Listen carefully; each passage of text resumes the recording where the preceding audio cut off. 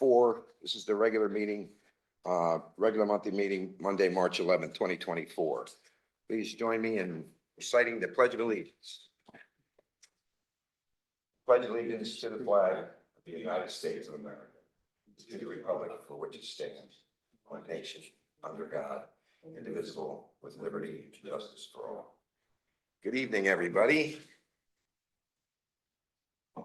Take it everybody was able to get here safely without dodging trees down and wires and everything else that's going on out there. I know I had a problem. Okay, so we're going to open it up with public comments on agenda items. Yes, Claudia. We gave to Jerry in forethought. Yeah. Yeah. You are.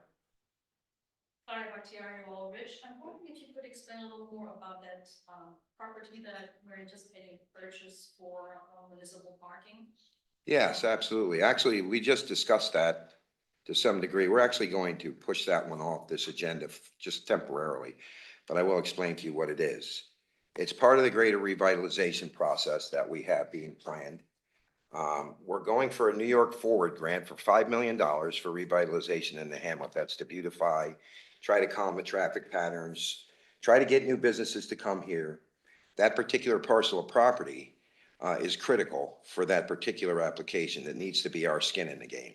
So what that property does is, if you notice across the street, you see Mr. Carlin's building is nice and beautiful now.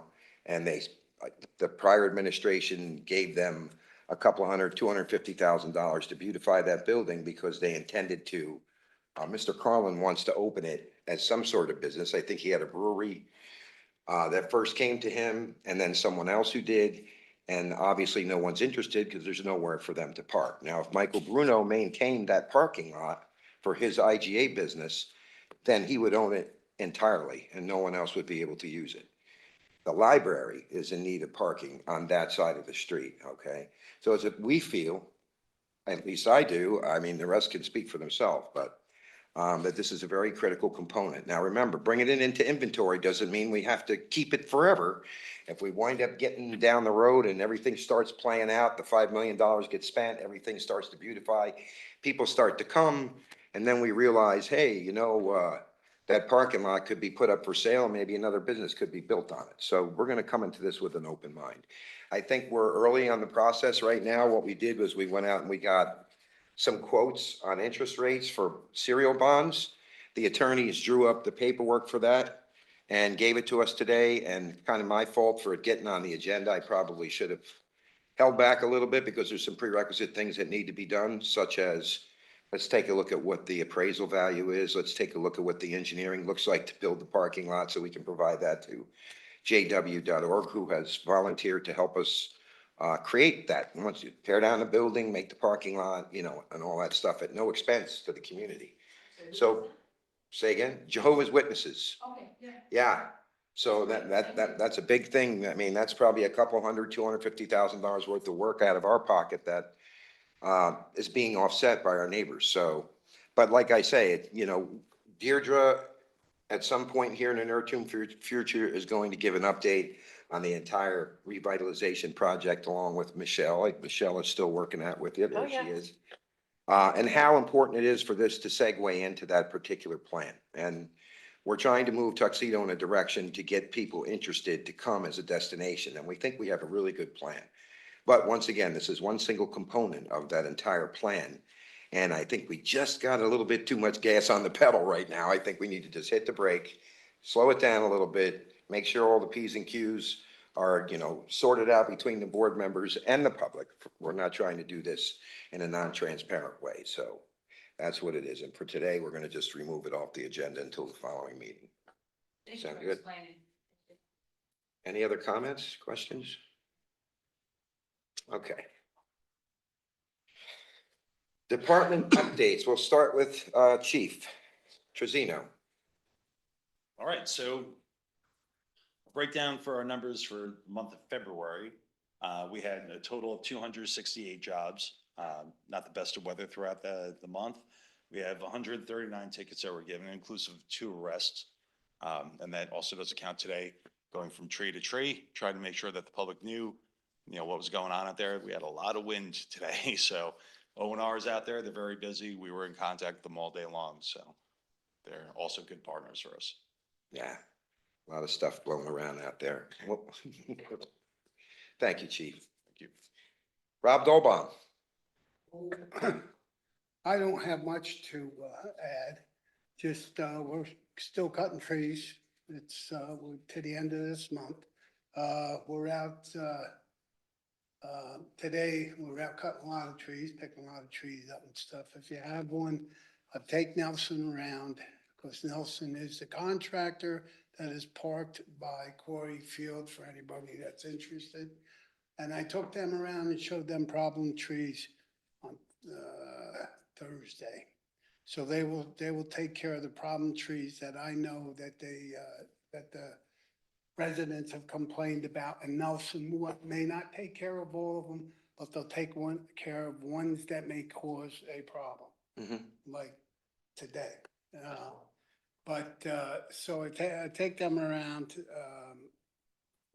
just basically cleaning up, picking up garbage, picking up bags of everybody's brush and homeowner stuff, and picking up whatever, wooden, whatever. That's what we're doing right now, Okay, basically for till the end of the month. And then we have to, and I'm sure the board all got the email today about the pump station. yeah, I was just gonna ask you if you could go into some detail on what that is. Well, we, Can I ask a question just quickly about the trees? oh, yeah, sure. So if a tree is on state property, like the one on Eagle Valley Road, Mhm. that's on, but it does prove to be somewhat of a hazard, looks like it's gonna fall on our road, Right. do you then call, who takes care of that tree? Well, that would be the state, but they're not gonna touch that till it falls. I know, That's their MO. it's gonna hurt somebody, like me. They have no reason to take it down, because when it falls, it becomes our problem, and then we'll take care of it, we'll clean it up and take care of it. But I can't go on private property. I and know, take I know, down I know you can. Somebody's tree, you know? Same thing with a neighbor keeps complaining about a tree across the street on Long Meadow, across from the entrance. Yeah, that's like leaning, That's okay, county and state. okay. We can't do anything. I can't do anything about that. Oh. Bring the county, speak to the county, that type of thing. And I've already talked to Luke at Senior from the county. Yeah, He's aware. okay, that was my, I figured that, but, okay. Anyway, we're talking about, the, whatever you want to call the wall along the, Rampo River down by the pump station. 2 Mafia blocks high. The Mafia blocks are gonna be grouted. It's gonna be, approximately 272 feet long. So when we put that, then we were gonna back up the inside millings to act as another barrier. Once we do that, we have to go into the bank on the other side, which we've already taken the trees down and prepared to move the road over enough for the truck or a machine to get down in there. It's all prepared, it's all ready. We are getting 200 Mafia block or concrete block, whatever you want to call them. You know, you want the Flightway, I don't care what you call them. But they're coming starting April 1st, and the project will start sometime in the beginning of April. Okay. Yeah. Yeah, and that's just gonna be a temporary, so, It's, right, it's a temporary thing for as long as the pump house is there. yeah, with just for clarity, we have the sewer plant pump station, the main pump station. Was built over 100 years ago, I guess, right? And it really is at an elevation of 4 feet above sea level. So if we get floodwaters like we've had this year, we're gonna get serious encroachment into the pump house itself, which in turn takes out the pumps, and now we have no way to move the sewage. So they're, Above river level, not. The sea river, level. yeah. Yeah, because it doesn't take much of a rainstorm or a No. flood to flood out the pump station. yeah, so As everybody. has this seen. particular plan, and I guess, I wish I had a diagram to show you, but if you went down along the riverbank on the access road across Contractors Road. You can see the natural flow of the river. It's like an eddy right there. And if you put those mafia blocks too high, or Right. concrete blocks, Right. 2 courses high, it will definitely kick the river back out and keep it away from the pump Raise house. it 4 feet. It's, right, it's not a permanent it'll be solution 8 at all, feet? but definitely So saves us that'll from make it 8 feet? disaster until we get to phase 2, whatever that, sorry, I'm sorry, Deirdre, go ahead. That'll, the concrete blocks are 2 feet high, you're making 2 of them, that's 4 feet 4 high, feet. the wall. That's above the bank of the river. The river bank's about 4 feet below the. So it's about Just 8 so- feet Just so you know, this underneath. puts us above the 100-year flood plain. Right. And DEC was there and walked around with That's Rob, what that's my approved, asking. how many- approved the site and the project. Okay. This was worked on, Rob came up with the idea, presented it to DEC. DEC agreed with the work to be done as a temporary fix, because we do eventually have to do something with this pump house. We can't leave this block there as like, this is gonna be the sole fix. We're either down the road when the project for the sewer infiltration stuff comes to close, we're either gonna have to raise that pump house, build a wall or waterproof wall around it, or move the pump Relocate it. house to a different location. Okay. But this is gonna buy us that time, which DEC allowed for us to do. And how high has the river crested in the past? Oh, about 14 feet. Yeah. Each one of these past storms has put that pump house underwater, Yes. so much so that, did we ever get the one pump back yet? Yeah, put it back. It burnt out the one pump because it's trying to operate underwater, Yeah. which is not meant to do. So this is, and the pumps that Rob explained to us, he took Dave and I down, and we went down in the pit underground to look at these. When were they built, Rob? 1950s, 60s, something along those lines? 50s. That you don't just buy these pumps, you actually take these pumps out, send them out to be rebuilt, and they send them back to you, which is a lengthy process. So we have to be preventative on this, so we don't have to do it that So we Yeah. on a do fly. have the spare back. We have 2 pumps in, and the spare that we're getting is not in yet. We Okay. don't have that yet. But, We have both pumps Okay. running. but you And were it just can run at alternating one those pump pumps. if need be. You were alternating the use of the 2 pumps that are currently in. Pumps run in an Why won't we go alternating 3? pattern. Okay, Yeah. that's good. So when one I know. pump Yeah. runs, it'll run a cycle. Calculated. The next pump will run that cycle, Gonna need to and go. that pump will run the cycle. So it alternates back and forth. Okay, I So you wouldn't- don't burn the pump out. We've had one pump running for 4 months. Yeah. So, And what would the Rolling. cost be to put in another layer of the concrete, another 4 feet? we don't need to go. You don't? Even if you did, then you would have to build, we have an issue with the 2 blocks that would have to come back a certain distance off the blocks to reinforce it. And Mhm. we're already taking that bank out to I make see. that so we get around. If we go to the 3rd block, the You'd have to distance out, check. you're going out even Okay. more, which would cause an erosion problem on the backside of that hill. So I think the 2 block right now is the smart Okay. start, and then Yeah, we'll see, yeah. hopefully that will solve the problem. So that's coming up in April. And then that will start, April starts our spring cleanup, flags up, painting road signs, all that stuff gets done in April. and today we just got the quotes, right? Yes. Okay, Yeah. because that'll be appropriated from the sewer district anyway, so. Yeah, well, Rob, one thing before we move on, it wasn't you guys, I believe it was actually New York State Thruway Authority in East Village.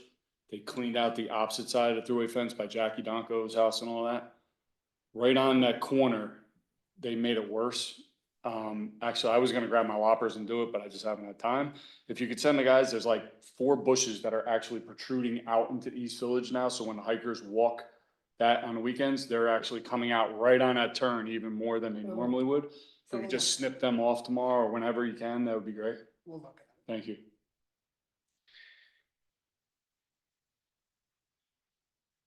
Hi, Rob. Hi, Jerry. Question, Yes. there's a tree on our property, but the branches are intermingled with the orange and Rockland wires. Does Will Nelson come and take Well, care of that. now that you brought that to my attention, I will, when I speak to Brian at Nelson again, I will take him by and see what they'll do. I'm not promising anything, but Yeah, no, I Okay. understand, I was just, again, pointing out to you. sure. So If it's a primary wire that feeds other houses and stuff, they probably have a vested interest in it, so, Okay. but Uncle, Is that it? Uncle, You're good? Uncle, help them. Marissa, did you have anything? Okay. Kathleen's. You guys have anything? Kathleen. Kathleen, sorry. You got the package here. She's gonna go over. Okay, it. our recreation department is busy. We had bagels with the Easter Bunny on Saturday at the train station. Everybody attended. It was a pretty good turnout.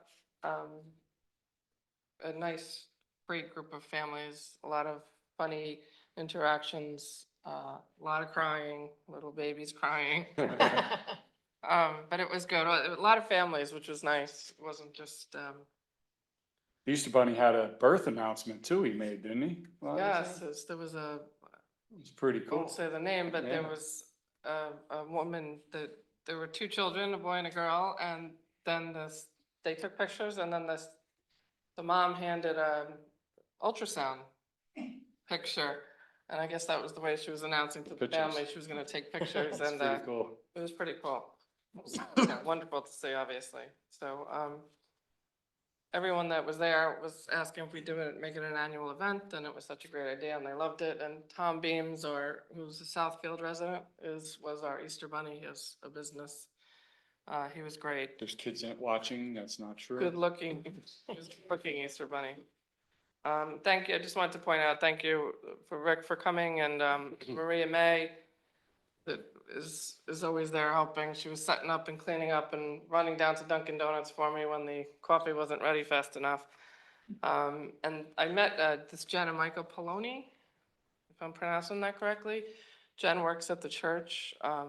They were unbelievable cleaning and place is spotless. He would mop the floors if we let him. And of course, Rob and his crew for getting all the tables and chairs there that we needed. So it was a good day, except of course it rained, because if I host an event, it rains. The camp dates are July 8th through August 9th. Just to point out, it's 3 days shorter this year. If anyone wants to know, we made that decision because school ends late. The following week is July 4th. July 4th falls in the middle of the week, or on a Thursday, so it would be come in 3, be off for the long weekend. A lot of the parents had some input, and that's what we come up with. So, the Office of the Aging is, finishing up the Tai Chi class. We have it up on March 21st. They have a new class coming out. They're all free of charge for the town. Doing a Matter of Balance Falls Prevention Program in June, another 10-week class. Going to be hold out at the train station. We'll have stuff online. I know several of the seniors were very happy about that. Our senior game days are going pretty well. It's a nice, friendly group of people every other Monday. We're second, fourth, and fifth Monday at the train station. They come at 1 o'clock and they stay late. They really enjoy it. So, we've advertised that in the photo news, and we hope to continue to do some, get the word out. And at the request of the seniors as well, I'm having trouble finding another exercise instructor type class. I spoke to somebody today that I thought would be the answer, but her schedule is booked. So we'll continue doing that because there's a lot of interest. The first class we did in the fall was, wasn't a great big hit. I think it's because it was called Fire and Flow and people were a little intimidated. I know I would be too, and I'm not even a senior yet, but so we're looking to do something with that. We had our first meeting of the Park and Rec Advisory Board on the 28th. A great group of volunteers from all parts of town and all different backgrounds. I'm excited about what we're gonna get done with that. Our initial conversations were about a spring rec baseball league. John Sandak had a lot of interest in running that. Talking about, the consensus was from some people was there was a lot going on for the seniors. We need to get the kids doing something, which is obviously, you know, a goal of mine as well. So we were talking about a Friday night rec night. Monroe Woodbury does it. The PTA sponsors it. You know, we'll talk to the school and see where that takes us. And just trying to get some more volunteers was another big part of the plan. So our next meeting is March 20th. The Earth Day event is on April 20th. I wanted to talk to you about that again, Rick, before, and I didn't. There was opposition. We've normally had the 5K run, and then there was discussion in the fall about switching it to the, you know, primarily a cleanup from the rec department. Then Rick and I discussed, no, we'd rather have the 5K because there is interest, and then I had a little pushback, not pushback, discussion today that Earth Day is a cleanup day, and that's what it should be focused on, so I guess we'll make a decision on that. Next, fishing derby is in early June. I've been in touch with the Watchtower about a month ago. I'm still waiting for confirmation on the date. And Marissa's gonna get those fish for us. What else do we have? Obviously, the big thing on the calendar right now and getting ready to get information out, I hope to do it this week, is the camp. I gave you all a very preliminary schedule. The trips are set. The only thing that I would point out is that we are 3 days short. The price is still the same. I was hoping to include that Monday, August 5th in the price of the camp, that trip to Bounce. It was a great trip last year. We have the whole place to ourselves. The whole facility is closed, and it's just super relaxing. The kids had a ball. So we were hoping to add that, but that was obviously based on your approval. The preliminary projection for the cost of camp is about, without the buses now, I should say, I'm waiting on the third quote from the bus companies. We have Matt Bus, we have Orange County Transit, we're waiting for Chestnut Ridge. They're promised to have it to me by tomorrow. So without the bus figure, which this past year was 13,800. So if we just take that number and add it to my projections, we're at about 70,000 for the cost of camp, which is somewhere between 10 and 12 less than last year. Part of that, about 5,000 of that is the salaries because of the 3 less days. So I have this for anyone. I can email it to you guys tomorrow and Okay. let you take a look. That's about it from rec. Questions? I think you were Oh, I was talking, looking for some, go ahead. go ahead, Rick. I think we were talking registration starting probably around April 1st because of the app work that still has to be done. Yes, he still says he can, might be able to do it by next week. I don't want to rush it because we had the meeting with him and he sounded like he had some stuff he really needed to nail down with the HEPA forms and stuff like that. I think Right. we were talking, registration opening April 1st. Okay, So we got some time, if you could get the numbers by the next meeting for us to approve everything, then we get that set in place and we could do the April 1st deadline or start. I think would be a pretty good Okay. projection. And the, approvals that you still need on here, yes. can we so approve these now or you want to do these in a little bit? So you need, just so she could set up the programs, there's a chair yoga that she was looking for, $300. So for this entire list? Yeah, no, yeah, all these items need to be approved. She needs to get the splashdown field trip, deposit made, so we need to approve so she can make the deposit. The ice cream truck, the summer, what was it, photo news camp, and invoice for the Beat Clutch app. So. But you this have is all in the budget that you gave us, all these numbers. This is all well within the scope. Yeah, actually, it's lower Sure, than we it can was just, 2 years we ago. we'll just add it as other business at the end, okay? Okay. Thank you, Kathleen. Questions for Kathleen? Is there any interest in the senior, and I agree that we can't do the seniors and to the exclusion of the kids, but I'm a senior, so. Who is works there full-time, any- I remember. Interest in doing any of these activities on the weekend, because I'm still working. I know you did. As soon as I saw you, I knew where you were going with your question.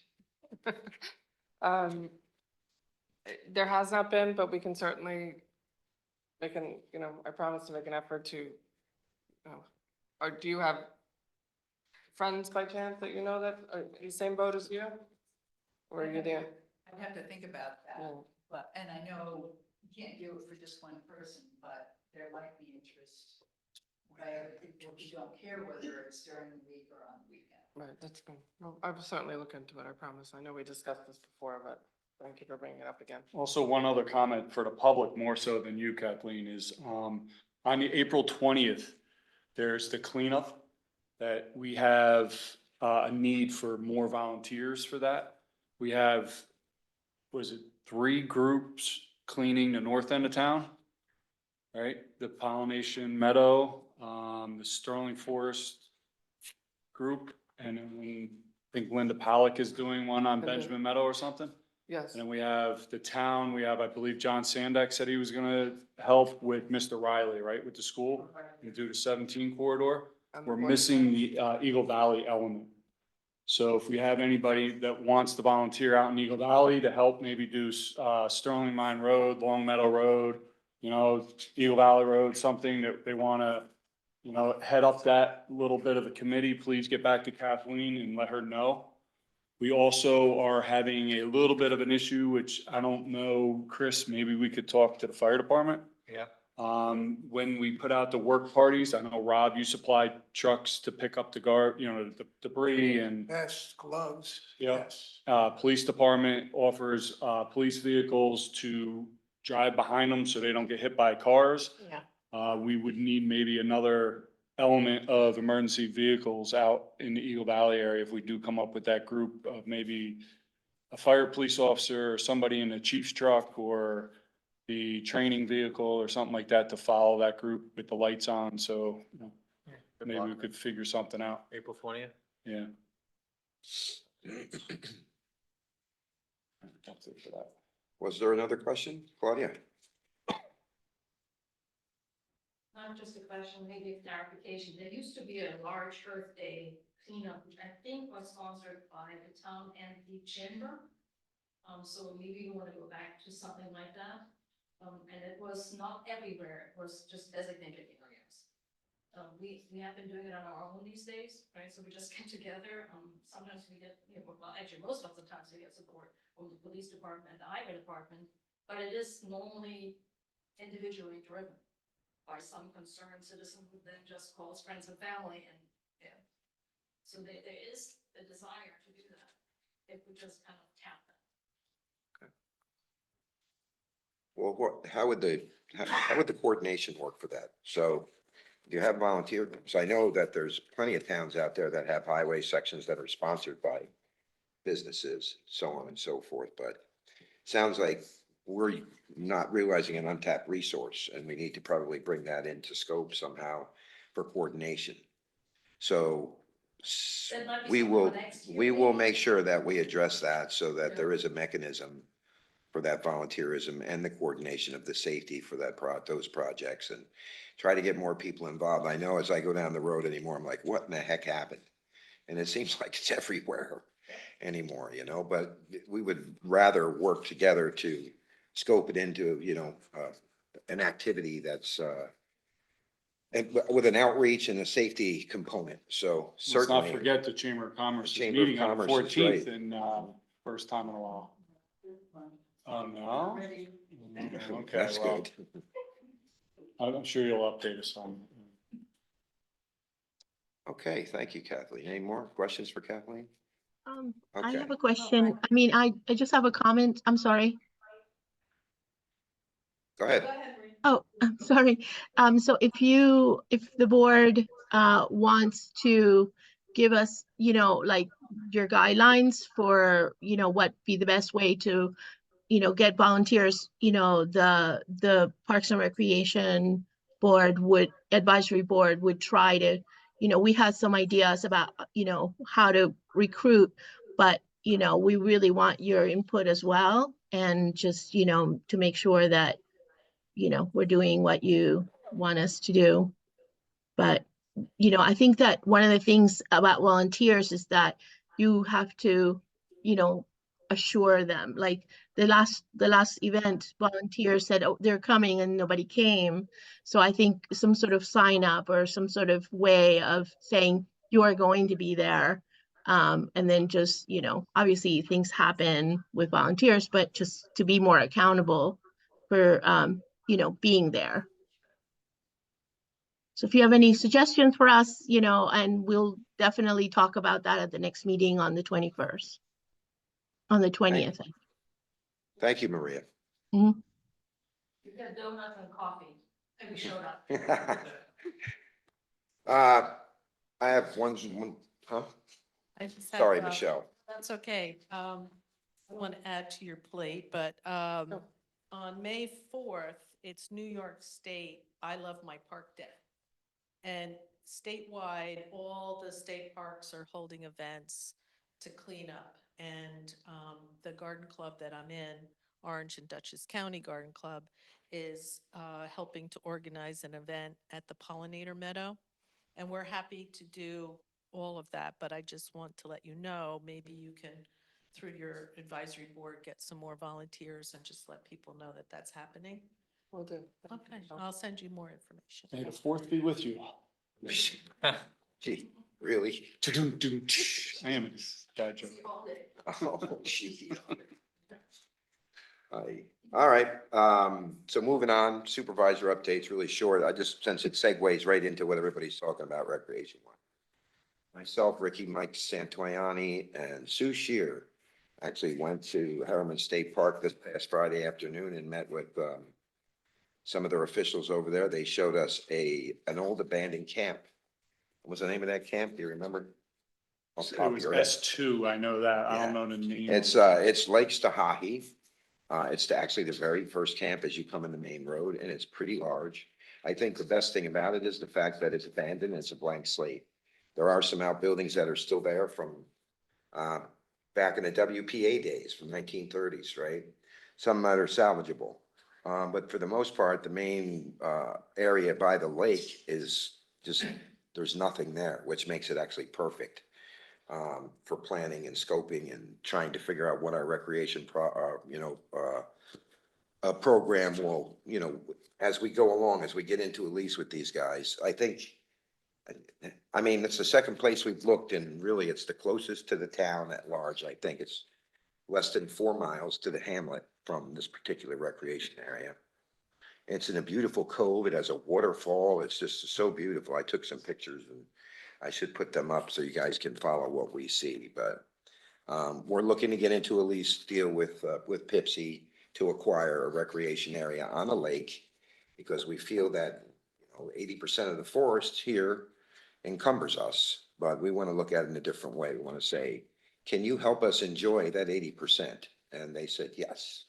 So that was pretty good. That's pretty huge. And any comments on what we saw over there? I see Sue turned her camera on, so I'm sure. Yeah, Sue, Sue's if you'd got like to something say. talk, thank you to Sue who came. She's teaching us a lot about the history of Pipsy. I mean, I had no idea a lot of the stuff that she was filling us in on that day. So thank you for that, Sue. But if you have anything you'd like to say in regards to that particular visit, you got You're your muted. talking to mute.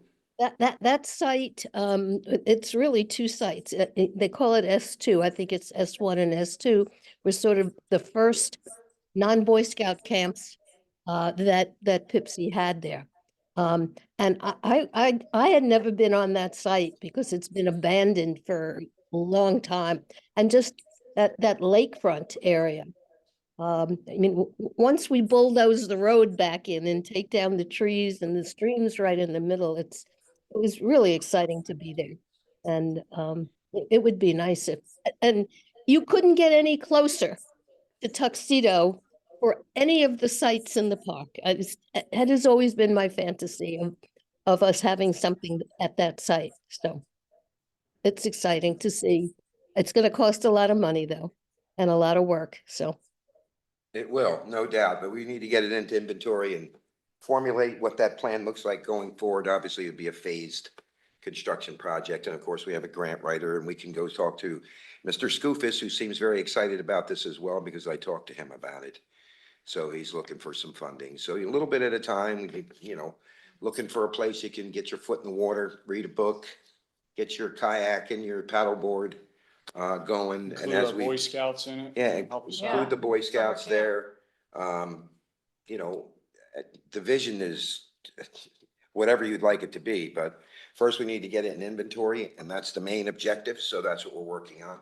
Once again, I can't thank Sue Shear enough for digging in with us over there and keeping us all educated on what really took place in Harriman State Park, decades ago. I guess Sue, there was over 100 camps in there. I guess 500. 500. 500 camps. There And was- now there's like in the- 30. In the 40s, during some years, there were 100 camps at a time, but there've been 500 organizations that have had camps there. So why not us? Yes, exactly. And it has power, Thank you. water, Has everything. sewer. It just all has to be updated. Yeah. Exciting. Mhm. Looking at, possibly doing yurts and different things like that that are more affordable than full-on structures. And the fishing area looks beautiful, great for boating, a little bit at a time, and have the grants come in and help build off of those grants. And in the meantime, a lot of elbow grease and having the Boy Scouts help out and bring your tent, have a camp out over the weekend with specific jobs that are to be done, and building it up over time as a community. Agreed. Okay, so anybody on the town board have anything that they'd like We've to? got just a bunch of stuff here. Well, Just all my stuff's in the agenda. oh, yours now, okay. You have anything, Chris? I'll talk with CCA stuff stuff Okay. when we get to that. Deirdre? Okay, Hamlet revitalization. We have 3 quotes. We've gone over the quotes, we've done comparisons and an analysis. And we have also sent out questions to each group so that we're like on like, so that we're actually comparing the quotes, the proposals. We're waiting for one more response on our questions, and then we will meet as a group to discuss who we think would be the best selection. But we have done a complete analysis to figure out, how everything compares. Basically, the quotes are anywhere between 35,000 and 65,000 for that. We're waiting for the final. We did, as of the last time I checked, for the Greenway study, and we did the resident survey. We had over 135 responses, but we sent it out again, so I'm assuming we'll get more. And from there, that is the last part of the Greenway study. So we expect a full report by the end of the month. And from there, we can start to develop an economic plan that will also correspond to the infrastructure plan that we're currently working on for the Hamlet. I think that's really the 2 things. Oh, and also we did get thank you, Rick and Dave. They've signed the contract, so now we have a landscape architect to take a look at Powerhouse Park and to come up with some concepts. We'll be using the advisory board, recreation board, to come up with a survey so we can get a weighted analysis of what the residents actually want to see in Powerhouse Park. So if the number one thing they want to see is a baseball field, and then we would put that at the top of the list. So we will be doing an analysis of all the different things that we could possibly have at Powerhouse Park, and then prioritize them so that that is part of the brief that we give to the landscape architects. That's basically Thank you, it. Deirdre. Okay, let's go into agenda item number 1, resolution introducing local law entitled Parks and Recreation, and we need to schedule a public hearing. Since that's your Purview, I'm gonna allow you to take that one there. Run us Okay. through. Well, this has been going on for several years now. The prior board started this and we kind of are just putting a bow on it. Within the last month, have been working on this. I took a version that Marissa had, I took a version that Maria had, I took a version that I found in Ken's desk when I was cleaning it out. Kind of put all that into one document, then I added my own stuff into that, sent it out to the board for review. Deirdre sent me back some ideas, put them back into the stuff and came up with what we believe to be the final draft, sent it out to Howard. Howard reviewed it and I was surprised, sent it back with no corrections. Thank you, Howard. So I believe we have a pretty good version here. There can still be probably some changes as we go, but at this point, over the years, I believe this is something we should go ahead and establish. And as time goes on, we feel that we want to change things, we can do that as we go. It's kind of like, at some point, you got to draw a line and say, let's move forward.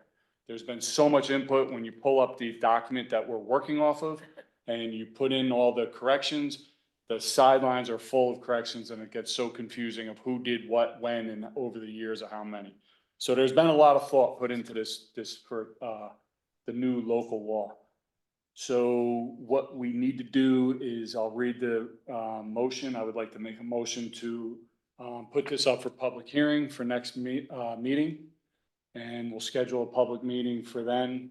Everybody has, Marissa, you'll put this on the website, right? Be on the website. If you want to review it, you go on our website, pull it out, review it, come back to us at the next meeting, give us your opinions. And if I could fit in on the sidelines of any changes that we're being recommended to do, I will try my best to do that and we'll get it done. So that'll be for the 25th. That'll be for the 25th, correct. Okay. So I need a motion to schedule a public hearing for the 25th, So moved.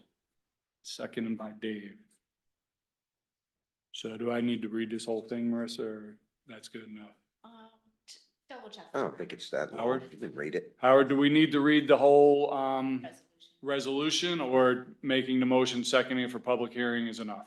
Yeah, I think you've accomplished what the gist of it is, and the records will reflect the full name and, you know, the fact that it's being laid on the desk, et cetera. So you're good to Okay, yeah, go. every member of the board has gotten a copy of this version, and that's what we're going with, and that's what we'll produce to the residents on our town website.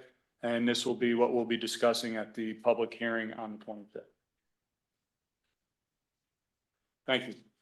Any other discussion? Discussion matters on that? No, I love it.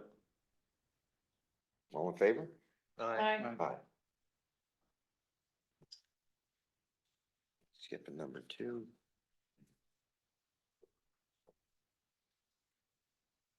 Okay, next one will be DWI. So skipping to number 3 on the agenda.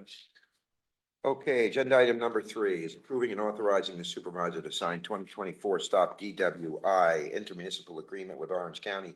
This is something that we do pretty much every year. I don't know if we did it last year, but we did. But Chief, can you please describe exactly what this funds and? The DWI program, it's an annual program where, you know, we work with the county, try to coordinate efforts, and we're able to receive some funds for that to augment putting manpower, extra manpower out on the street. So, you know, and again, those focus patrols, you know, certain times. So it's for the safety of everybody out there, and it is important. Yes, and it's a good program. This is the agreement. It starts March 10th to January 1st of 25 is when you have to use the money by. How much money do they give you just for the heck of it? It depends on the hours that they go off Oh, of, it's- amount of you staff DWIs it your and bill 'em? agency I had in the gotcha, okay. past, and then they give you an allotted amount off of those DWIs. So they split it up throughout the county. So if you had a lot of DWIs, you get more money. If you had less DWIs, you get less money, but you still get some. You just have to fill out the agreement. It's a standard procedure for every department to do with the county, and they get the disbursement as the county decides. Okay. So I'd like to make a motion that we approve the 2024 Stop DWI intermunicipal agreement with Orange County. Do I have a second? Second. Any other further discussion? Good. All in favor? Aye. All right. Agenda item number 4, resolution to approve iWork software for building department. The software that we currently use in the building department will sunset on June 1st, and I mean go dark, not just end of versioning. So we definitely need to have some new software to run the building department, and there's some key features in there, and I don't have the elements, but This is to bring this something- into the 21st century. Yeah, this is something Debbie's been working on for a long time. They've actually budgeted for it in last year's budget, knowing June 1st of 24, this program was not going to turn on. So there's been a lot of work that went into this. They actually budgeted for it, as said. So this is something that they had planned on prior to us even coming in. It's just a matter of, Right. she finalized it recently and is ready to move forward. Okay, with that said, I'd like to make a motion to approve iWork software implementation for the building department. Do I have a second? Second. All in favor? Aye. Number 5, resolution to approve town clerk training, New York State Town Clerks Association. Marissa, would you like to, give us a brief scope of what that Sure. is? So I'm asking for it, and this was put in my budget. So I'd like to attend every year. It's dedicated to town clerks. It's a town clerk association, so all the training that's offered is specific to town clerks. Anything that I do in my office, any updates, any changes that have been made. And it's a great event. It's in Albany this year, so I don't have to go as far. All the meals are included. And Where was it hotel last time? reservation. It was in Rochester. Wow, Yes, it's out there. yeah. So that was a hike. So Albany, Yeah. not too bad. So this would fit under our new travel policy that was we gonna just. say. That got. it would. Make sure you go over the limit. I know, I mean, $75 a day for. Gee. Yes, no, all the meals are included, so we don't leave the hotel. Everything's right there, which is kind of nice. So, Yeah. Thank you, Marissa. You're welcome. I'd like to make a motion to approve town clerk training for New York State Town Clerks Association on April 21st through April 24th for the cost of $899 from budget line A1410.440. Do I have a second? Second. All in favor? Aye. Okay, agenda item number 6, resolution to approve registration fee for highway department training. Rob? We are not going away that far. It's a one day training in Kingston, New York. Cornell Local Roads puts it on. This program is, I believe, this particular class is legally running your highway department, some Okay. specific class. Now, that being said, that's a one-day class. Lisa is going, we both are going. It's in Kingston. They have other classes, but they don't have classes in our area. Every year they have 6 or 7 main classes, but they have them all over the state. So Kingston's okay, but when it gets to Rensselaer. Yeah, right, Whatever. obviously, but we'll yeah, wait a year or two multi-day. for some other class. classes. On Wednesday, Highway Department is going to Middletown for our annual 811 Dig Safe training and certification. Everybody at the Highway Department has to be certified for Dig Safe training, and that's this Wednesday. Where is that again, Rob? Middletown. Oh, okay. At Walk Hill Golf Course. So that fits a 35-mile radius It's a circle. 35-mile radius and food up there is free. Okay. All right, thank you, Rob.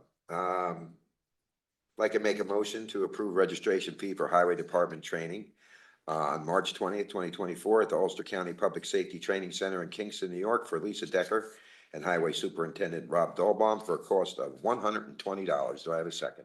Second. All in favor? Aye. Aye. Almost ready, Chris. Hold on. That's No where we are worries. now. Thank you. Presentation at this time, we'll introduce Chris Starr, NY class investment option for municipalities. So, sir, you can take it away. Thank you. And my understanding is, Rick, you spoke with my colleague Joel. Would you like me to give the in-depth presentation or kind of keep this brief, was my understanding? Yeah, I think it's just like an overview of, what you could provide to us and stuff like that. Absolutely. And should I share my screen? I could bring up a brochure, or better if I just speak. Yeah, I think Marissa has you in as a co-host, so you should be good. Great. All right. I will share my screen and just share a couple of things as I speak. And I will keep it punchy. So New York Class, this program's been around since 1989. It's available to municipalities and districts in New York State. So eligible participants include, we have counties, cities, towns, villages, fire entities, and then other special districts such as, water districts, soil and water conservation districts, as example. And the program touts a number of benefits. There are more than 1,300 participants in this program across New York State. And there's more than $12 billion in the New York Class pool. And New York Class is just that. It's a local government investment pool. Hopefully you can see my screen. I have up our pool fact sheet, which kind of gives you some of the background I'm describing here. And the program touts safety, liquidity, and yield. So it's specifically designed for local governments such as your town to take advantage of, to help you diversify your assets from a safety perspective, to help you with liquidity. You have access to all dollars that are invested with New York Class on a daily basis. And of course, to help you with interest yields. So just a couple of points on each of those. From a safety perspective, New York Class is rated AAAM by S&P Global Ratings. That's the highest rating available for a money market account or a local government investment pool like New York Class. And to add from a safety perspective, when the program started in 1989, since that date, we've never had a principal loss on any investment in New York Class. The program has always paid out full principal plus interest. That interest obviously varies based on wherever the Federal Reserve has the benchmark interest rate. So to give you an example there, during COVID, interest rates were low across the board. Rates were basically zero. It was hard to find interest at the bank in a deposit, even if you were going to invest in a CD, a certificate of deposit, or a treasury bill on your own. At that point, New York Class was still paying a few basis points. It doesn't sound like much, but New York Class was still paying, 0.04, 0.05% at that point. And today is very competitive. So the current rates with New York Class for all the participants in the program is currently at 5.23%. And rates should hang around there until the Fed ultimately cuts interest rates at some point this year, which the market is expecting to happen now in June. They were previously expecting in March, but as some of you know, it's a guessing game, so we really don't know when the Fed will cut rates. But the benefit with New York Class is you always have the market-based interest rate with New York Class. And we take a very small management fee to keep the program running. And that fee is just around 13 basis points. After the management fee, all of the interest goes back to the participants. So that 5.23% rate I quoted is net of the management fee. And hopefully that rate sounds very good to the town. With New York Class, everyone gets to earn that same rate, which is kind of the beauty of the program. Whereas other financial institutions pick and choose which rate they give their clients. Another point to highlight is in this pool fact sheet, there's a chart here. It shows you the three investments that New York Class is invested in. It's a combination of bank deposits, repurchase agreements, and U.S. Treasuries. The U.S. Treasuries really make the portfolio unique in that whenever the Federal Reserve does begin to cut interest rates, New York Class will hold on to the interest a bit longer until those treasuries roll off of the portfolio and we go and mature at new rates. Renew at new rates. And a key detail to the AAAM rating with New York Class from S&P is that it has to maintain a weighted average maturity of just 60 days or less, which really helps eliminate any of that interest rate risk. If anyone's familiar with, a couple of the banks that had issues last year, such as Signature Bank, part of the problem there was that they were invested too far out on the maturity curve. And that came back to bite them when their depositors essentially ran on the balance sheet. So with this pool fact sheet, just to know, there's a governing board with New York Class. The program is overseen by a 15-member board. Those board members are elected by the participants in the program themselves. So maybe there's a name, on this list someone might recognize. But we do try to have representation on the board across the state. So there's pockets of representation, north, south, east, and west in New York. And they certainly look out for the best interests of the program, including keeping that management fee very small. Just moving on, a couple of quick points about features and benefits with New York Class. I spoke about the interest rate, so it is a market-based rate, and the interest compounds and pays all participants daily. So much different generally than a bank, which will pay interest on a monthly basis. All participants earn that interest every day and earn a little bit more from the reinvesting. In addition to the interest, there's a liquidity, so the town will have access to its dollars every day. There are no minimums or maximums with New York Class. There's no cost to open an account with New York Class for the town, and there's actually no bills at all. So there's no transaction fees and no transaction limits. Really just a bounty of benefits for the town to take advantage of. The last thing I wanted to just show you here, we have a couple of links to our website. One just shows you the daily market rate with New York Class, which I have up now. So every day the new rate is posted in the evening. But as I said, it should hang around 5.25% until the Fed ultimately cuts rates. And then it will slowly come down as opposed to coming down quickly. And then just to give you an idea on earnings, we also have this neat investment calculator tool on our website. So I ran, for reference, $1 million investment with New York Class. And again, there are no maximums or minimum investments. But just to give you an idea, $1 million with New York Class over the last about 30 days from February 11th to March 11th. And February was a short month. The earnings on $1 million were around $4,300.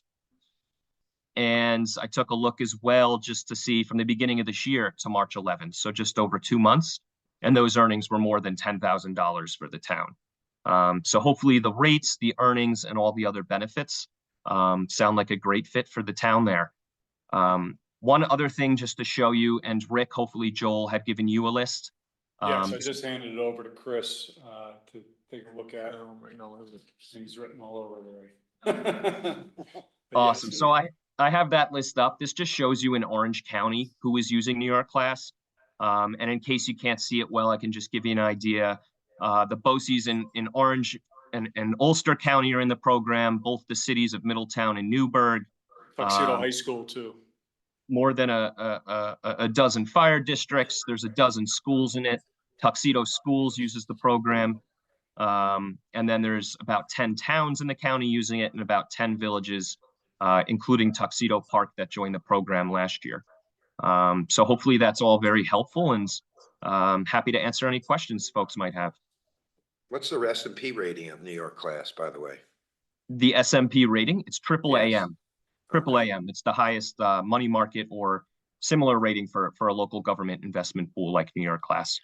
And it just speaks to how protected the principal is for the participants and how minimized any sort of credit loss would be. If for some reason we had an issue with deposits that we have for New York Class participants at one of the banks that we utilize for New York Class deposits, we have FDIC insurance behind it, as well as Federal Home Loan Bank letters of credit.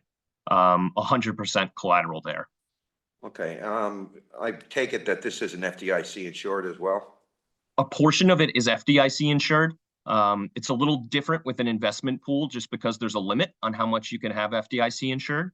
So $200 million of the pool is FDIC insured, and the rest is for the bank deposits are collateralized by those Federal Home Loan Bank letters of credit, which really Okay, works One just last as well. question from me. Yep.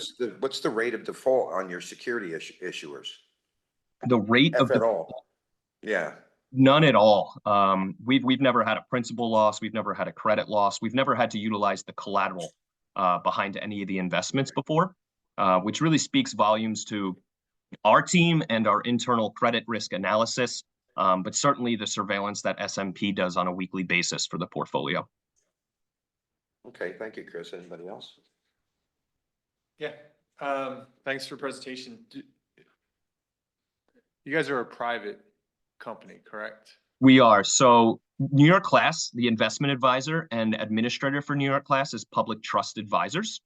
It actually took over New York Class back in 2011. New York Class started in 1989, and Public Trust was started and they took over the program from MBIA around the financial crisis and have really turned the program around from just a few $100 million to the more than 12 billion that New York Class is today. And Public Trust, in addition to New York Class, manages local government investment pools across the country. I believe we're somewhere between 12 and 15 states now. So just like New York Class, there's Florida Class, there's Texas Class, California Class, and total assets are over 80 billion across all of the programs. Okay. So AUM was, I heard 12 billion. Was that just New York? Yep. So New York, there's actually two pools in New York. One is the New York Class pool. The other one is the New York Class Prime pool. The Prime pool is only available to county entities in New York State. They're allowed to invest in commercial paper, which was a new change in general municipal law a couple of years ago. So just the New York Class pool that the towns are eligible for is more than $12 billion today. And total assets, under management for Public Trust Advisors is that $80 billion number. Okay. And I have two more questions, but I just want to hear it again. Fully collateralized. Correct. Yes. So there's just three products that New York Class is invested in accordance with New York State general municipal law. So the same products that the town itself could invest in, it's just bank deposits, like I'm sure you have today at the town. And those are either FDIC insured, there's a portion insured, and then the remainder is collateralized 100% by those Federal Home Loan Bank letters of credit. The other product is repurchase agreements. Those are done on a daily basis, and those are collateralized 102% by U.S. Treasuries. And the last product are just U.S. Treasuries themselves. U.S. Treasuries do not require collateral. They're backed by the full faith and credit of the U.S. government. The U.S. government's never defaulted on a U.S. Treasury. So essentially, fully collateralized or just a U.S. Treasury backed by the government. Okay. And then this is my last question. In order to move forward, we have to have New York Class list on our investment policy.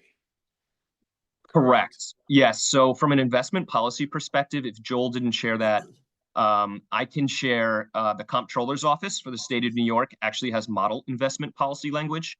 I can share that with you. It really just calls out the two sections of general municipal law, Articles 5G and 3A that allow for cooperative investing for local governments in New York.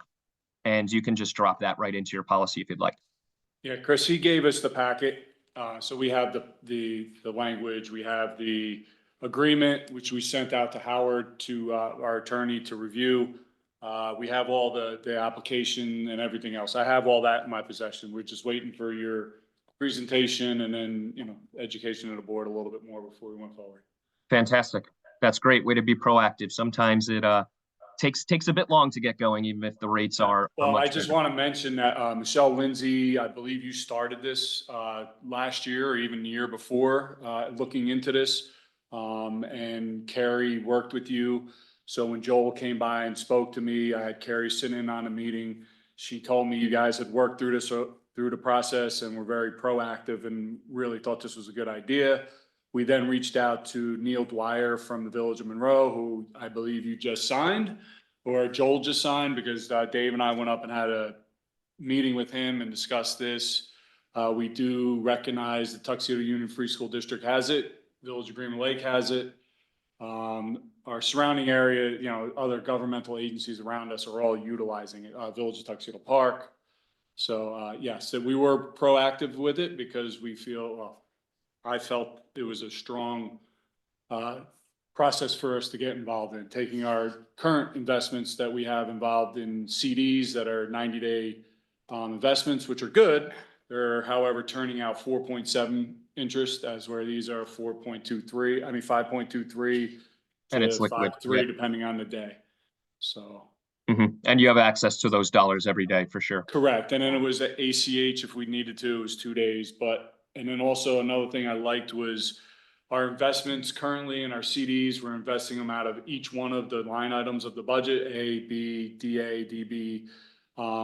When we're getting the rotation, we have to figure out the amount of percentage that we got from interest, and then we have to reinvest that appropriately back into the CDs for the next 90-day cycle.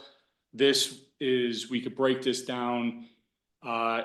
Correct me if I'm wrong, Chris, but each one of the accounts that we set up, say we take 100,000 out of A, 100,000 out of B, whatever it is, we set that up and it's giving us the percentages actuals to us monthly, right? So it'll pay daily with New York Class, and the So it's interest will showing us compound though daily. per account what we're getting on the money invested, as opposed to us trying to figure that out when we reinvest. Oh, exactly right. So it'll reinvest for you and you'll have a monthly statement. If you have multiple sub accounts, the interest will accrue for each of those sub accounts. All the reporting will be done for you and be audit ready. Yep. And that was key for Carrie for accounting and projection of our annual, so we know where we're spending, which with the CDs, it's kind of hard to do a projection on that, especially as it's broken out over the different categories. Any more questions from board members? I only had one question. Just a question in terms of cutting rates. So say the Fed, just as an example, say the Fed, in fact, in June, cuts the rates by 1 point. You said that you don't necessarily change the rate immediately by 1 point. Can you explain that a little bit? Absolutely. Great question. So with New York Class, I just explained, and I could reshare my screen, but there's 3 products in the portfolio. So typically what happens whenever the Federal Reserve cuts interest rates is there's a couple of short-term products that will change very quickly, as quick as the next day or maybe within a couple of days. And those include bank deposit rates. So when the Fed cuts, it's a pretty safe bet that the banks are going to cut their rates for clients very quickly. And then also the repurchase agreements are also done on a daily basis at a market rate, so those will change. But the U.S. Treasuries make it unique in that our portfolio managers anticipate rate cuts coming and will increase the Treasury exposure in the portfolio. Right now, I believe it's more than 60% in U.S. Treasuries. So when they do cut rates, the rates with New York Class, the bank deposits we have and the repurchase agreements will bring it down a little bit right away, but then it will hang on as those treasuries mature and roll off for weeks to even a couple of months with New York Class. So it'll tick down. There will be a drop after the cut to maybe say the Fed cuts 25 basis points. Maybe you see 10 to 15 come off of New York Class's rate in a couple days, but then those treasuries will keep it up for a bit longer until they all mature and roll off of the portfolio. Okay, thanks. Yep. Howard, do you have anything after looking at the agreement? No, I'm good with it. Okay. So Matt, it sounds like we need to have a separate resolution for modification to our investment policy prior to moving on this particular matter.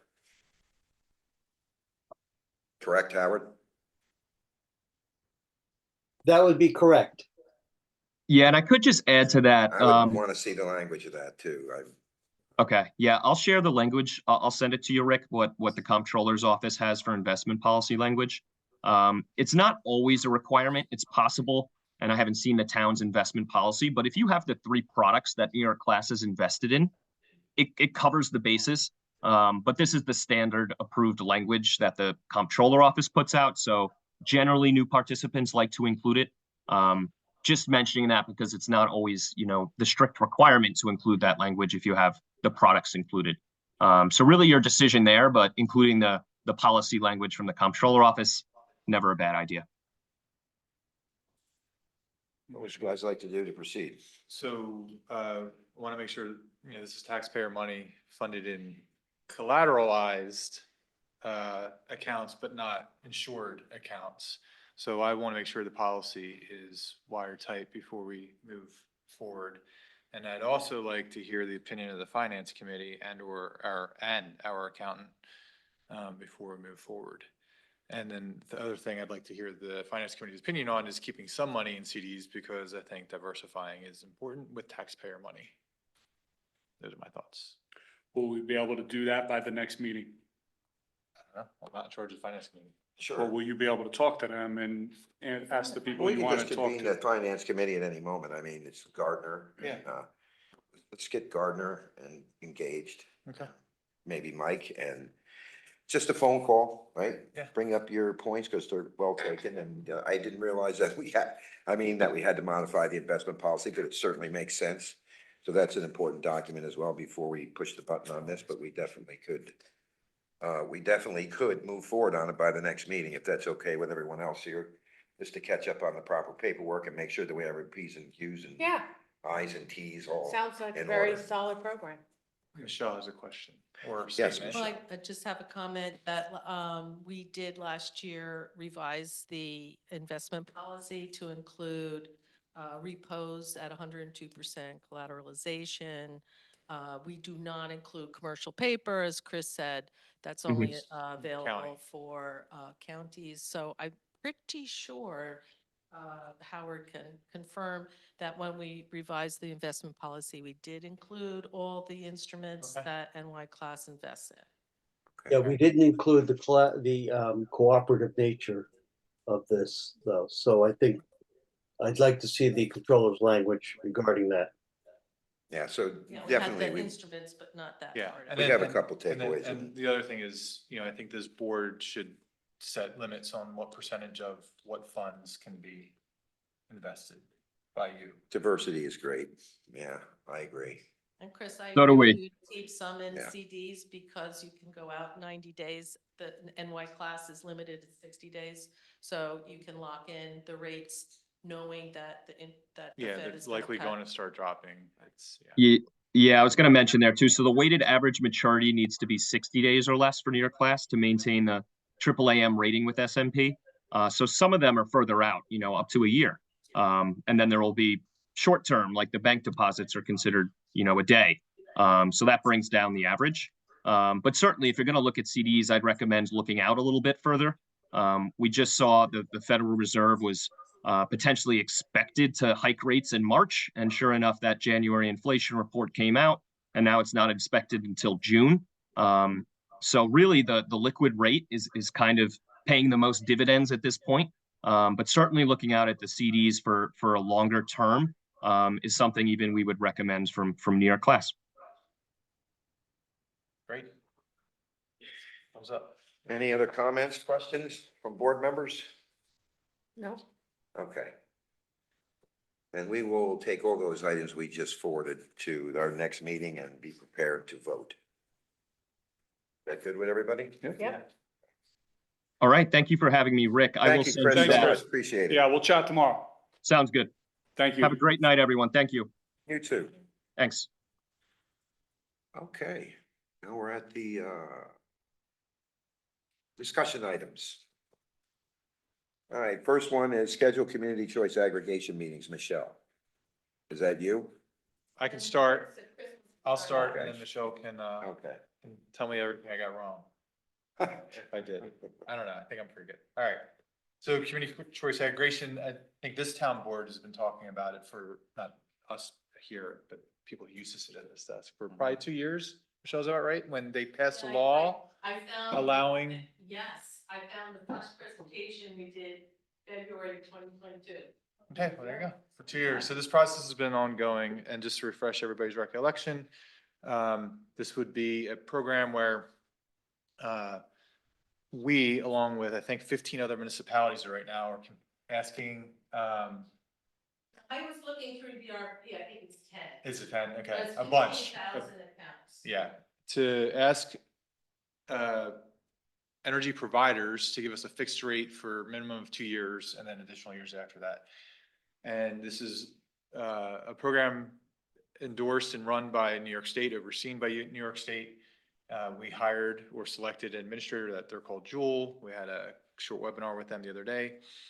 And they issued the RFP. So now we have a couple steps and meetings we have to schedule in order to evaluate the RFP.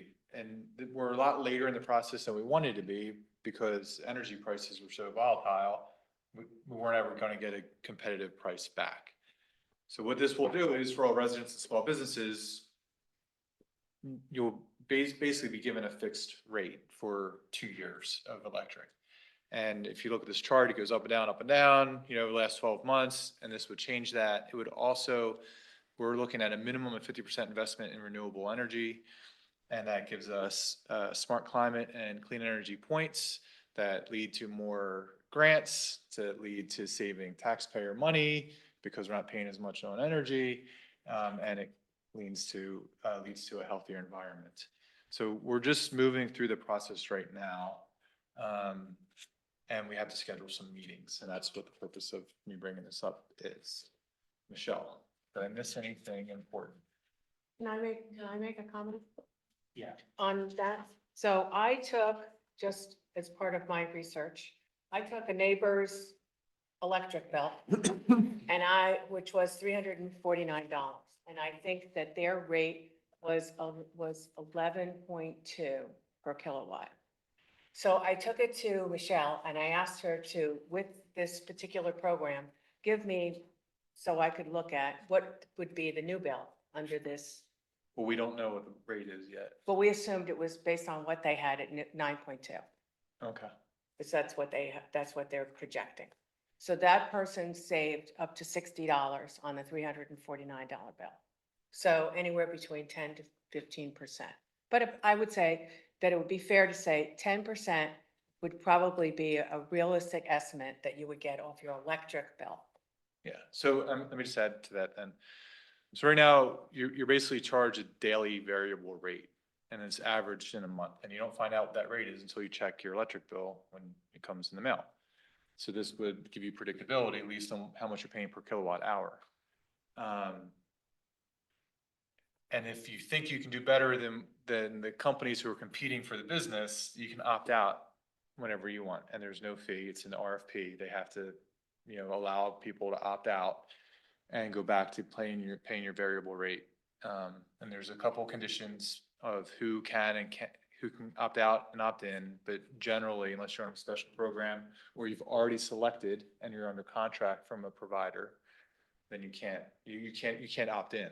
So, and then if we bring this to fruition and we award the RFP, 30 days before it goes into effect, every single electric user will get a letter from the new winner saying, this is what's going to happen. This is your new rate. If you want to opt out, check the box, or however they're going to do that. And we are in control of all that communication. They can't send it unless we approve it. So there's a whole lot of safeguards in there.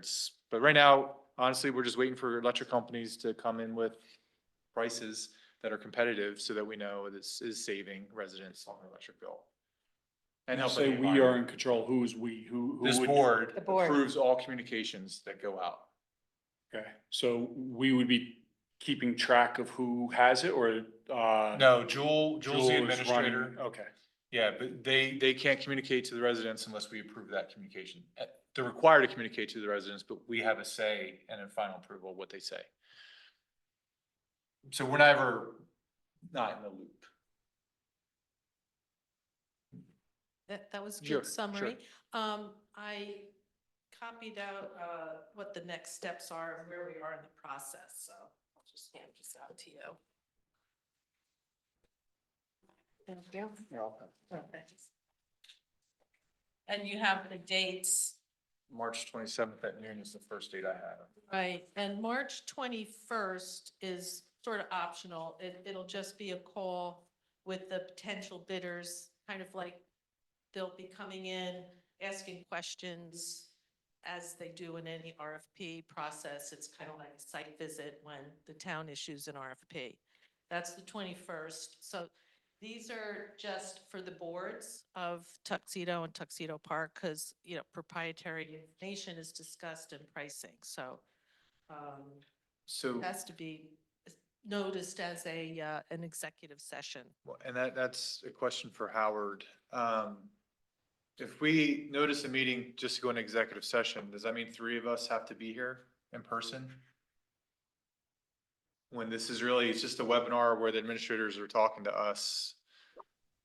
Yeah, if you're conducting town business, then you need 3 people. To But be why do you, physically present.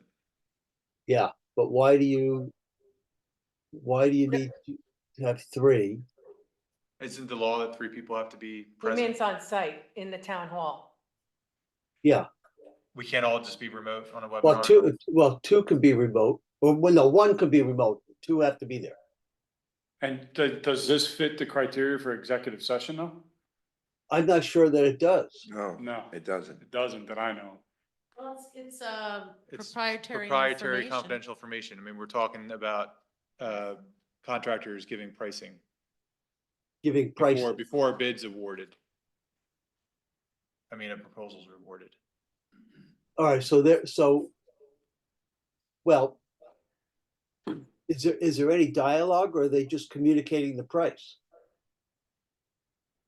Because when you do a bid, the bidders submit their bids in writing, they're sealed, but when they're opened publicly and read aloud. Yeah. Yeah, so they have to give indicative pricing first, which is their best guess, because until the final date that we say we're gonna go today and we're gonna award it today, prices change every single day. So there's an indicative phase first before the final award date. And 'cause we that's don't why know. it's privileged? Yeah. Okay. Well, let me give it, look, I have to look into that then. I'm not sure. The, but you're awarding based upon the indicative price. Now, the April 11th is the executable price call. Yeah, so that one might not need to be That one, executive yeah, session. probably would be could be a public. And maybe the other one is discussing the MOU, so that's probably not an executive session. Right. I mean, Do it's we have, memorandum of Understanding. do we have the MOU?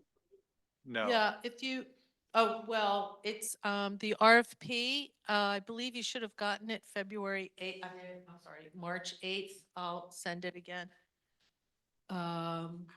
Maybe you weren't included in that, Howard, but the boards were. And in the RFP is the, energy supply agreement that we have to sign as part of the MOU. As part of the, So, is there right. more to the MOU than that?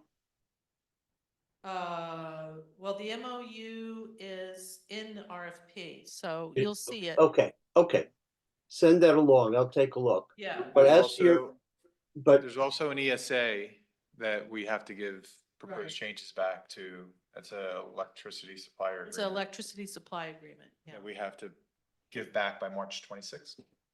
That's due March 26th, correct? okay, but if there's no proprietary information other than pricing being disclosed, I don't see that you can't just do that in a regular meeting. I don't see that as a subject of executive session. You're not engaging in it in any, this, I mean, they're all presenting it at one time, right? They're not, or are you meeting with them separately? We're meeting with the administrators, not the bidders, The town and the village, and we're doing it with the village. right? But I don't see how the company's pricing trumps municipal law.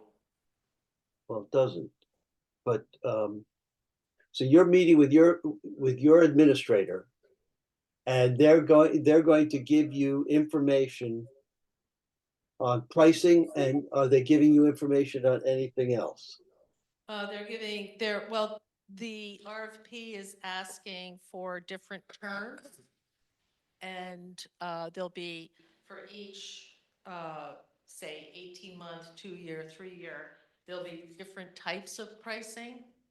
And, so it would be a discussion to review the terms and all the different pricing. And Well, then they will be recommending what they would recommend to the board. Okay. Let me get back to you in 10 minutes here. Okay. Okay, let me just look up something. So the sheet I gave you has all the steps that we've done so far. We've passed the local law and held public hearings to enable the CCA. We selected Jewel. We did the public awareness, building education and outreach. We did that. And we got New York State Department of Public Service approval. And they got their utility data request from ONR that they needed to craft the RFP for the bidders. So that's been done. Then after the line that I put on the sheet are the next steps. Okay, thanks, Michelle. I'll go over those in a second.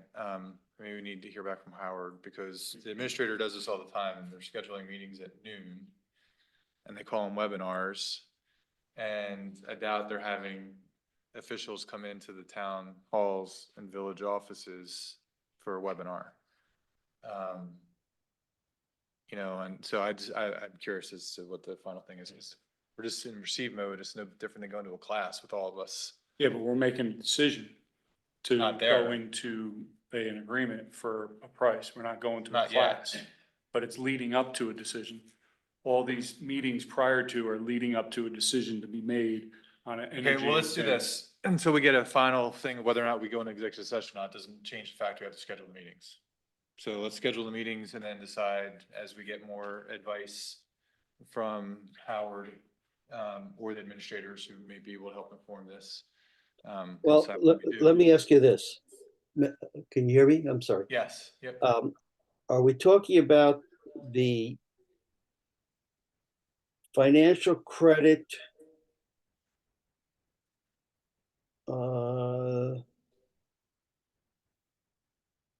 of a particular corporation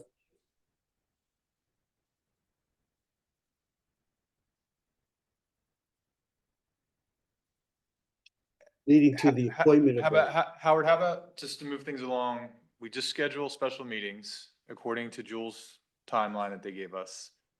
And if we have to change it, we can change it. And you can give us legal advice outside the public meeting. Yeah, that's fine. I don't see And it. you have time to actually look at this, Yeah, I maybe don't talk s- to the administrator and find out, you know, how they interpret OML. Okay, I don't see that it's an appropriate subject of executive session. But you could still be, you could just. It's, Yeah, we cer- you're not, are you interacting with them or are you just watching a webinar? the administrators are With the telling admin- us or giving us an update. And Okay. recommendations, correct? It's some of these, yeah, there will be Yeah. recommendations. I mean, we will also, it's a discussion between Jewel and all the municipalities involved. Yeah, it gives everybody the opportunity to ask questions. All right, schedule it. We'll figure it out between now and then. And Howard, I'm sending you the dates. Thank you. Michelle, was it stipulated by Jewel that we had to do it in private? I mean, everybody on the call was remote, so that's why I asked the question if we, Well, at that last meeting, I asked if we could record the meeting for those of. And they said no. That Right. couldn't attend. And he said that you can't because they're talking about specific companies and what their bids or their price. And that's why I dropped out of the meeting, so we didn't violate any sunshine laws. There was only 2 of you present instead of 3. But Why can't we we- just call a special meeting, a public were- meeting? I had sent the notice and, you know, it should have been, But it wasn't a public meeting, so 3 of us being there Right. would have been a violation. That's why I dropped out. I think what she's saying is, it was noticed on the village. I Right. thought it was noticed for us too. No, and I think that's probably, so you did a public notice the village did. of assembly. The village sent out a notice that the village board was scheduled a special meeting for the purpose of entering executive session. Okay, so there it was was no way for the specific to public to executive attend that session. meeting. Okay. They went to executive session. But I guess your board did not want to do that. I don't know. I guess you're right. We'll have to wait for Howard to decipher what that means because Okay, the way I understood it, it's like Ricky said, it doesn't fit executive session. I also had a provisions. question with this is there any way we could change it from opt out to opt in? No, it's an opt-out program, but there's unlike some other agreements that are out there, that if you sign into it, you can't opt out without a penalty. That's why New York State has decided that they want to support this program because they feel it protects customers from companies out there. I don't know if you get it, but I get it every month from companies that want me to sign up with their electricity supply program. And then once you do that, you are stuck in that agreement. And this is not that type of. So within the 2 years, they're giving us the 10% discount, which is great.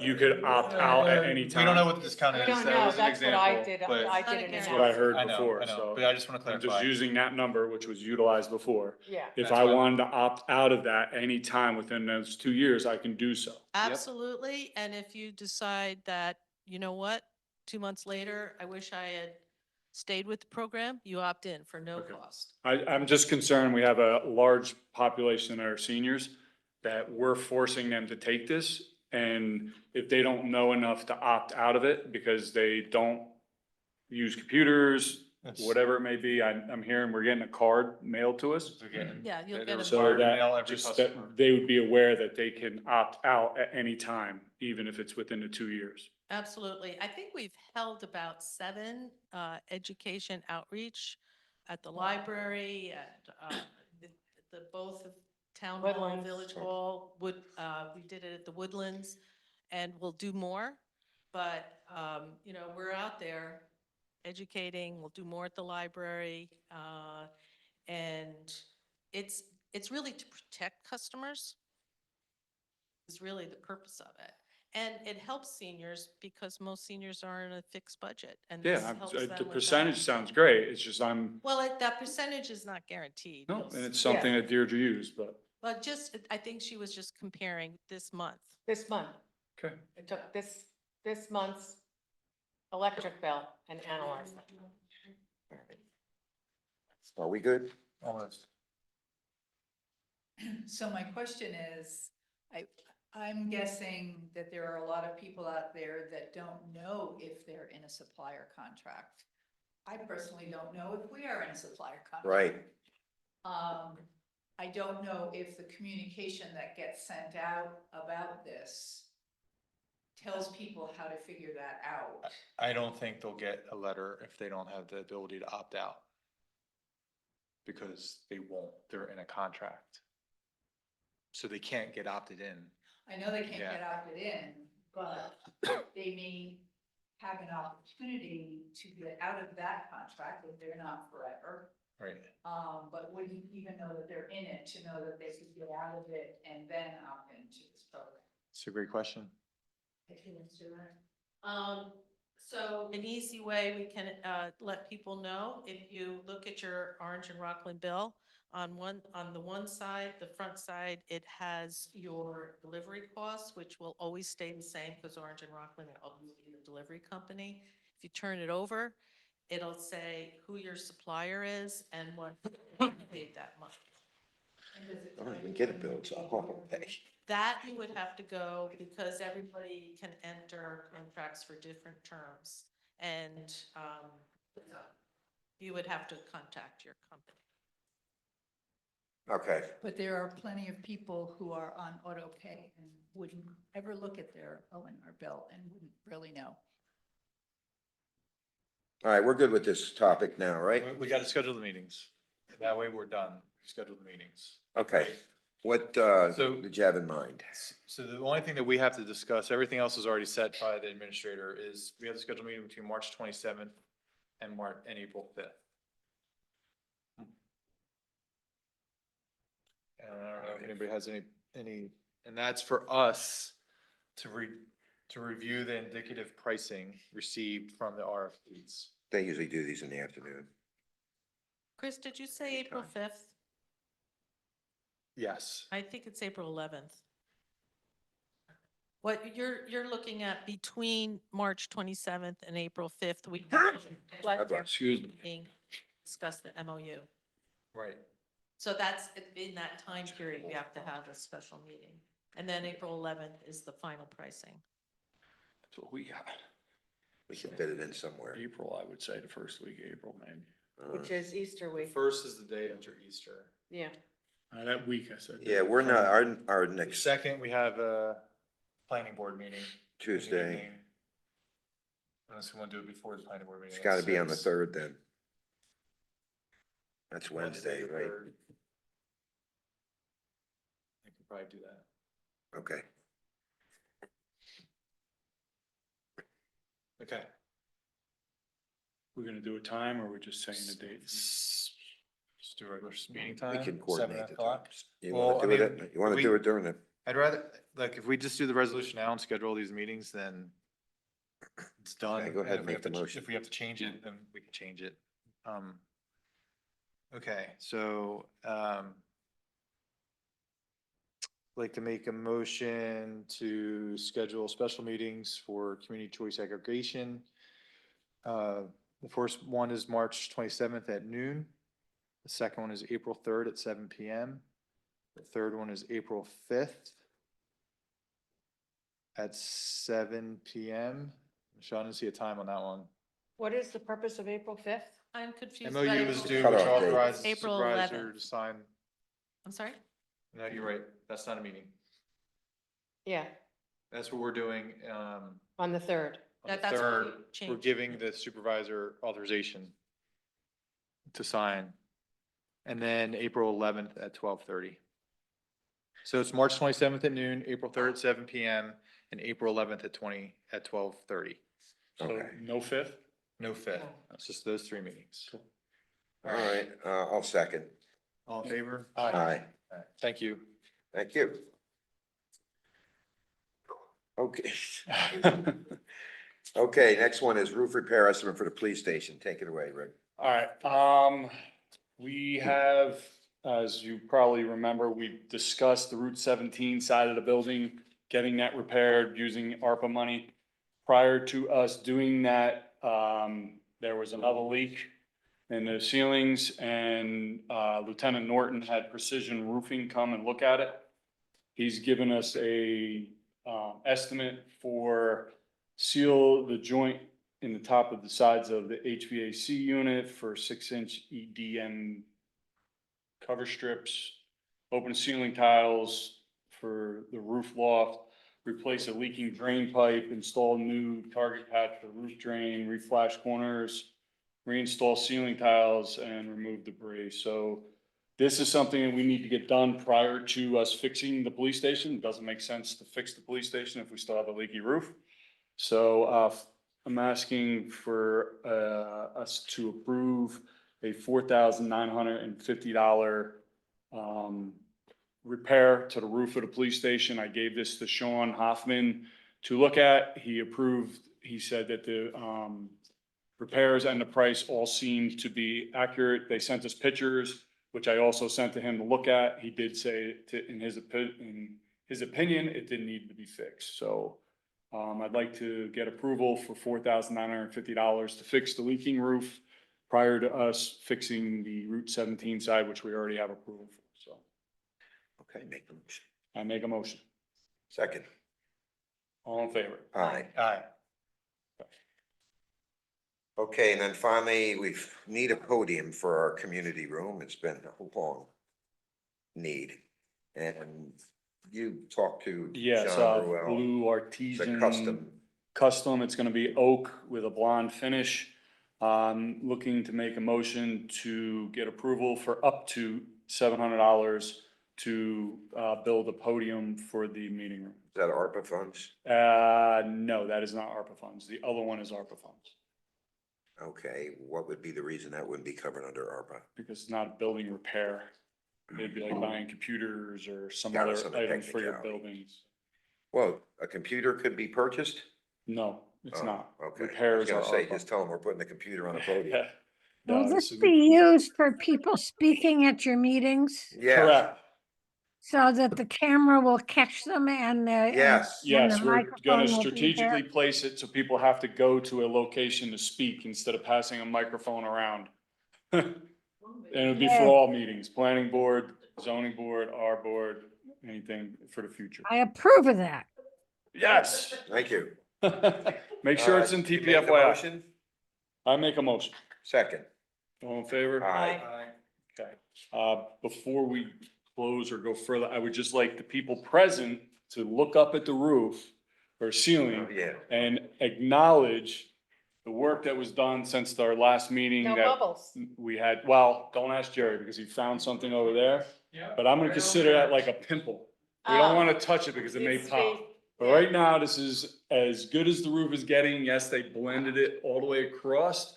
Skim And coat. being a 100-something-year-old building, I think with one little bubble that's over there that is structural more than paint, I think it looks outstanding.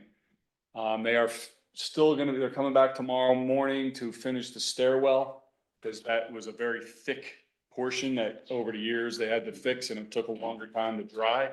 So it's drying overnight. They're gonna do one more skim coat, then paint it, and they should be done. So that was all approved and they started work this morning. I was nervous because this whole room was a disaster all day if it was gonna be done in time, but they succeeded in getting it done. They did a good job, especially down the hallway over there too. Okay. I am in receipt of monthly reports for the Justice Court and the Town Clerk. Minutes. Has everyone had a chance to review the minutes? I can make a motion to accept the minutes of the regular bi-monthly town board meeting held on February 26th, 2024. Do I have a second? I'll second. All in favor? Aye. Okay, next is vouchers. I'd like to make a motion to approve the following vouchers, having been ordered by the town board. Claim numbers 20129222955 through 20129230018. Do I have a second? I'll second. We have one outstanding, don't we? Yes. Okay. Let's pull that so I can make an exception in the motion. I already have it marked. I don't think it's an issue. It just needs an Well, explanation. and that's, we're going to make sure we do our due diligence. So that's going to be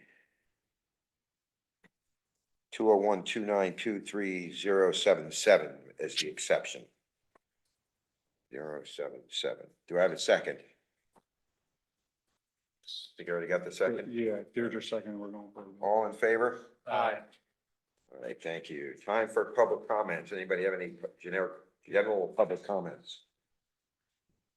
In the room at this time? Yes, ma'am. Just a couple of things that, in an email I had sent, telling you and asking for approval for Community Campaign Day, May 11th at the train station. This is part of our clean energy initiatives that will give us points and money. It is to promote clean energy, heating and cooling, electric vehicles and community solar. So we have vendors that would provide each of those products that we are lining up. So you're but- requiring use at the train station? Yes. Okay. And also in the, I just asked it for approval because we will need some highway department help with tables and chairs and just making sure there's signs out that people don't park at the north. It's pretty much just like the farmer's market, that area. So it will require some signage. And I don't have a problem. Does anybody here have any concerns? No? and then- Chris? You're the Rob? one doing all the work. You're the one moving all the chairs. Table and chair, then the, Or in the train station. the train station signage, I don't know what kind of signage. Well, just how do we keep people from parking there for farmer's market? It would be the same thing. Nobody there. Okay. They just usually put a sawhorse on Yeah, they start early in the morning, yeah. You know. They block off, it's foot traffic Oh. only past the front of the train station with a sawhorse on them. Nobody there. Yeah, there isn't anybody there. You're getting there at 6:30 in the morning, 6:30, yeah, I agree. you know. Yeah. Okay, So what time is that gonna set up? well, probably 9:30 to 12. And that's gonna be like a fair almost in a parking lot of tables and like people will come and meet different solar or power. Well, supply yeah, so we would have to capabilities. block the north entrance. And there'll be electric vehicles there. Okay, yeah. For people to check out. And just make sure no one drives down past the front doors of the train station, so we can, I guess, put a vehicle there, a police car, or, It's Saturday, May 11th. okay. And Marissa, does it conflict with anything that you know of? Okay. And then also the other ask I have is for Marissa to help me with flyers and sending out email blasts. What time is it? 9:30 to 12. We'll probably start setting up at 8:30. Is that okay? It's okay with Marissa. Okay, and I just have one more thing. Just to report that New York has proclaimed April as Native Plant Month, and the garden clubs would like to encourage more education about native plants and pollinator plants. On May 4th, we, as part of that I Love My Park Day, we're going to be at the Pollinator Meadow, also trying to educate people about planting milkweed and other pollinator plants to help You know, the pollinators. the Pollinator Meadow is a beautiful place, but the parking lot is horrible. Yeah. The aesthetics of that place are just taken down by the front door appearance. Who owns that property? Does anybody know? Sterling Yes. Forest. Sterling Forest, and it actually looks a lot better than when we started this whole program. There was garbage everywhere, and it was awful. I know. Nah, it's not you, Rob. No. No, nothing, it's all. If you could plant that stuff closer to my bees, I would appreciate it, because you're just outside their flight pattern. All right, any public comments out on the web there, Sue? No, I just wanted to say something about the parking lot because it is a Pipsy parking lot. But periodically, the Department of Transportation, when they're doing work on roads in the area, use that for parking. And when they have extra tar, they just fill in some of the bad spots. So over the past 2 years, it has gotten better because they just sort of fill it in. But And things like, Rob, wouldn't it like be better to put like item 4 in there beside the, I mean, not you particularly, I'm just saying. Yeah. Yeah. I'm just asking your professional opinion. Professional opinion is they could grade it and pave it, or they could grade it and grade it with millings, something like that, yeah. Yeah, to encourage visitation. And if they do, they'll use that as another bus stop. Yeah, you know, that's probably right. no, let me just add something. On Thursday, Kelly Sprenger and I are meeting with 2 people from Pipsy to walk through the meadow and talk about, they're the ones who tell us what can go in there or not.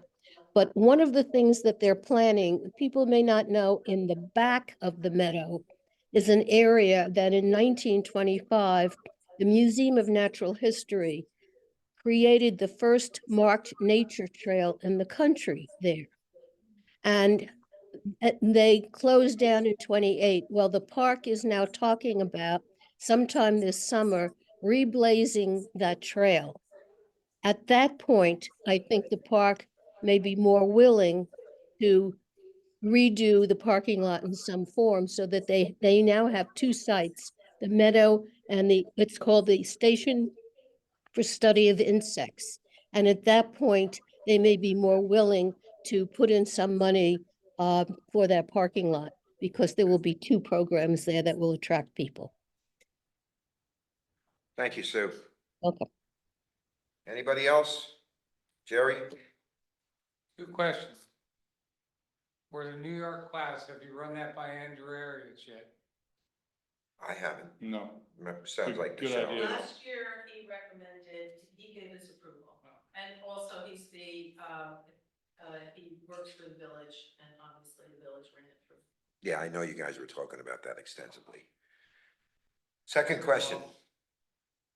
I see the carpet in here is in disrepair. Well, I was hoping you were gonna bring your sewing kit when you came with you. Jerry, you are a tough customer. man. I mean, if we're spending all this money in different places. Well, we just have to prioritize it right now. I mean, we don't want the ceiling falling on anybody. We have a wall falling all over the place. We have windows out. That's aesthetic floor, you know, pretty, and we definitely have that on the radar. We'll get to it, Jerry. Actually, I was here with scissors trimming the strings out of it, so People we don't- It's definitely understand, beat- yes. It's beat down, that's for sure. It's got high mileage. But, We'll see it stop there and look down and see crappy on the floor. anything else you'd like to beat up, Jerry, while you're on the subject? Take the microphone away from him, please. That's when we're getting improving. Yeah. Yeah. Was everybody good? Any more comments, questions? Okay, I'd like to make a motion to go into executive session to discuss a matter of personnel. Do I have a second? Second. All in favor? Hi. Aye. Thank you, everyone, for coming. We'll probably be in there for a while. You can stay if you'd like, but I'll take a couple of minutes to talk to you gentlemen prior. Do you anticipate doing any business when We you come out? we do not, but I can't promise that. I mean, it could be. Do what you must. I'll smack you around privately. So I'll tell you what, if we do, we'll be call you. back in 15 or 20 minutes or we'll call you. Yeah. Put the book in there again. All right, I'd like to make a motion to adjourn the meeting at 9:39 PM. Do I have a second? Second. All in favor? Aye. Aye, done. Thank you, gentlemen and lady. Did you sign the vouchers? Yes, Yes. By the way, there's one voucher we have to talk about before you leave. which is. It's